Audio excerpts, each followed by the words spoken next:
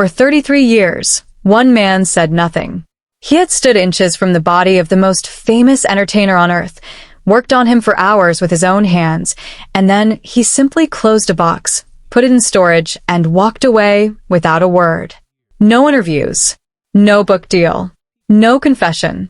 Then in 2010, he broke his silence in the strangest way possible, not with a headline, but with an auction catalog. And when reporters finally caught up with him, he said something that people are still repeating today, that the public deserved to know what really happened in that room.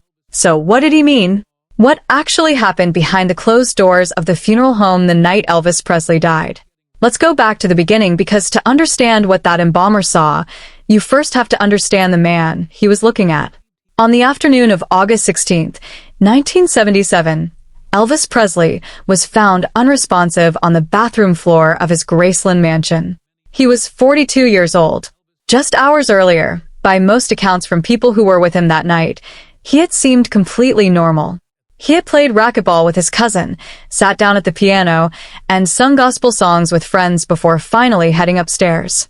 He was due to leave on tour again within days. There was no warning, no dramatic collapse in front of witnesses, nothing that suggested the end was close. His fiancée, Ginger Alden, went looking for him that afternoon when he hadn't come down, and it was she who found him. Paramedics were called immediately, and when they arrived at Graceland and rushed upstairs, the scene that met them was not what anyone expected walking in. Elvis Presley was rushed to Baptist Memorial Hospital in Memphis, where doctors worked to revive him. It was not enough. He was pronounced dead that afternoon, and within minutes the news was already tearing across the world. What followed was one of the largest outpourings of public grief in American history. Radio stations dropped their scheduled programming. Newspapers rushed out special editions. Thousands of fans began gathering outside the gates of Graceland almost immediately, some driving through the night from other states, just to stand near the property. But before any of that could happen, before the public viewing, before the funeral procession, before 80,000 people would eventually line the streets of Memphis, Elvis's body first had to go through two very different, very private processes, an official autopsy, and then embalming at the Memphis funeral home. The autopsy was performed at Baptist Memorial Hospital in the hours after his death, and it became one of the most controversial documents in the entire story. The medical examiner at the time, Dr. Jerry Francisco, publicly announced that the cause of death was cardiac arrhythmia connected to underlying heart disease, and he stated there was no evidence that drugs had played a role. That was the version of events that reached most of the public in the first days. But weeks later, when the full toxicology results came back from the laboratory, a very different picture started to emerge. According to reports on the toxicology findings, more than a dozen different prescription medications were detected in his system, including drugs prescribed for pain, anxiety, and sleep, along with unusually high levels of codeine. That discrepancy between the quick public announcement and the slower, more troubling lab results is a big part of why questions about Elvis's death never really went away. Attention increasingly turned toward his longtime personal physician, Dr. George Nichopoulos, widely known as Dr. Nick, whose prescribing records for Elvis in his final months reportedly ran into the thousands of doses. He was tried on criminal charges related to overprescribing and was acquitted by a jury, but years later the Tennessee Board of Medical Examiners reviewed the evidence independently and permanently revoked his medical license, finding that he had engaged in gross malpractice with multiple patients, Elvis among them. To this day, the complete original autopsy report remains sealed, a decision made by Elvis's father, Vernon, shortly after his son's death and later upheld by the Tennessee Supreme Court, with the full file not scheduled to become public until 2027, 50 years after he died. That 50-year seal is one of the simplest, most factual reasons the mystery has lasted this long. When the full record is locked away for half a century, speculation fills the gap. While the toxicology labs were still processing samples, Elvis's body had already been moved to the Memphis funeral home, where a small team, including a senior embalmer, took over. This is the part of the story that stayed hidden the longest, and it's worth understanding exactly what that job actually involved, because it explains why the man who did it never really let it go.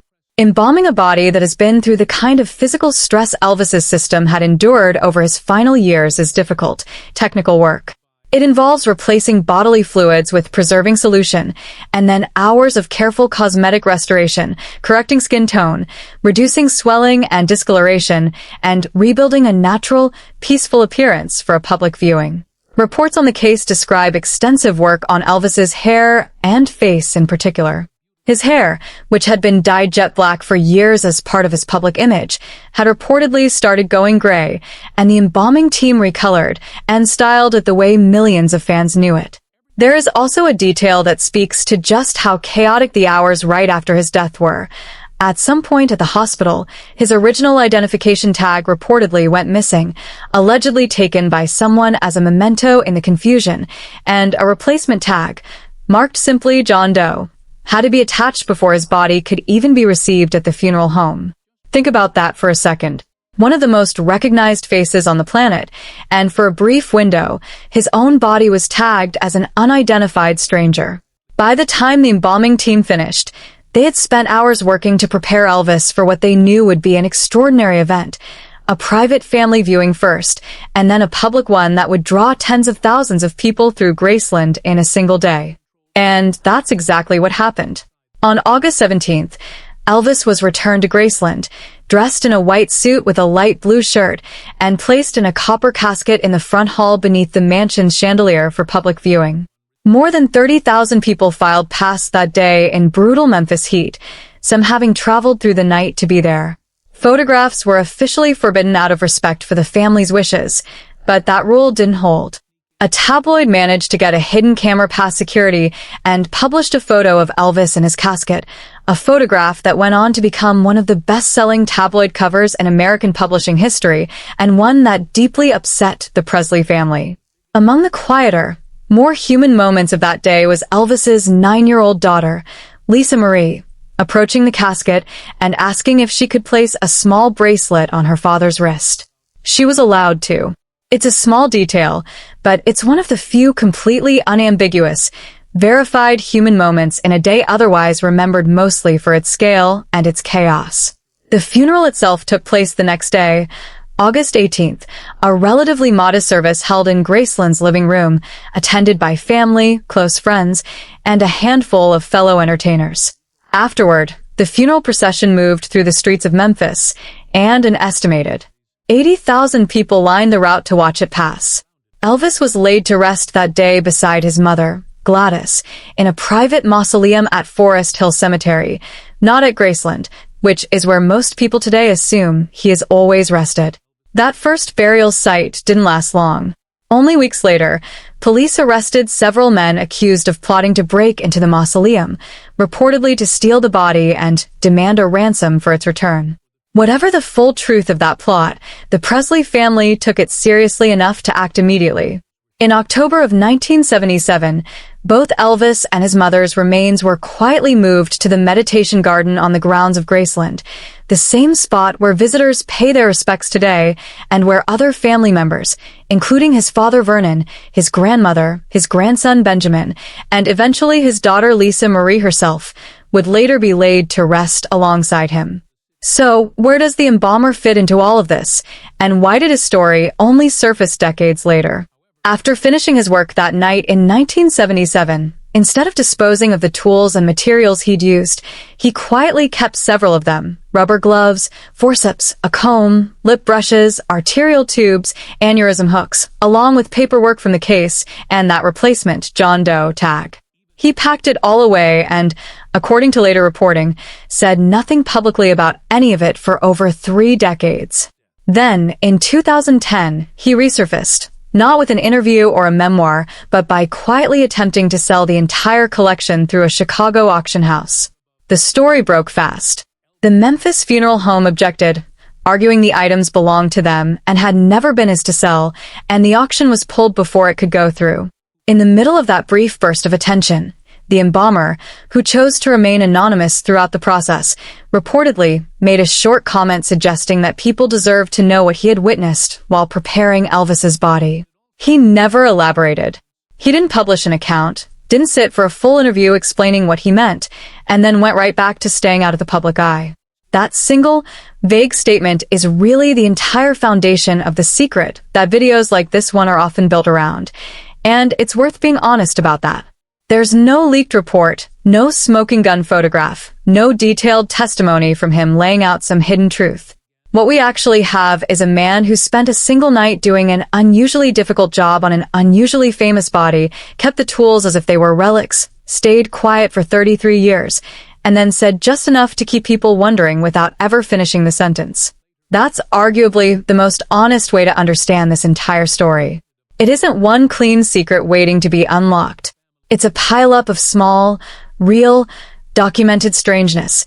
A public cause of death that didn't match the private toxicology results, a physician who lost his license years after a jury cleared him, an autopsy file locked away for half a century by a grieving father's order, a body identified for a few hours as John Doe, a stolen ID tag, a smuggled camera, a foiled grave-robbing plot, and finally, a funeral worker who kept his tools like souvenirs and only ever said just enough to keep the questions alive.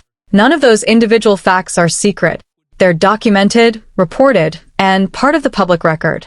What keeps pulling people back in is how they add up. How a man who is larger than life in every possible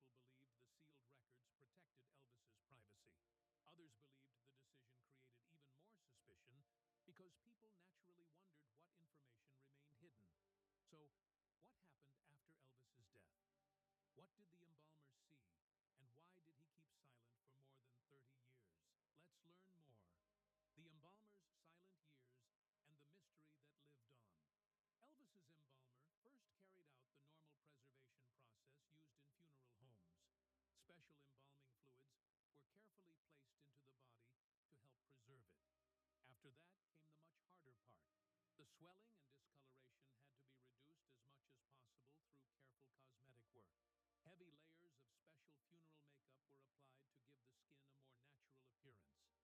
His lips were carefully colored, and his facial features were gently restored so they looked peaceful. Elvis's famous black hair had already begun showing its natural gray color before his death, so it was carefully dyed back to black and styled in the way millions of fans remembered. The work lasted for many hours because everyone understood that thousands of people would soon walk past the casket. The goal was to help them remember the performer they had loved for so many years, instead of the effects that death had left behind. When the preparation was finally complete, something unusual happened. Instead of throwing away the tools that had been used, the embalmer carefully collected many of them.